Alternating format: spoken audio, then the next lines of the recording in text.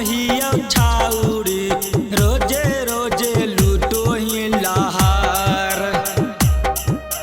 राइटारा विवेक जैसे जानो ही छाउरी रोजे रोजे लूटो ही लहार।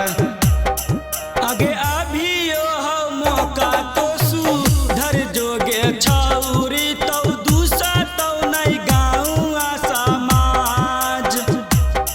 आगे अभी यो मौका तो सुधर जोगे छाउरी तो दूसरा तो नहीं गाँव समाज। गौतम सनोज से जानो ही छाउरी घूमे जाही गिरिंडा पहाड़। आगे अभी यो मौका तो सुधर जोगे छाउरी तो दूसरा तो नहीं गाँव समाज। आगे अभी यो मौका तो सुधर जोगे छाउरी तो दूसरा तो नहीं गाँव समाज। नहीं सुधर में तो हमार किलमी जो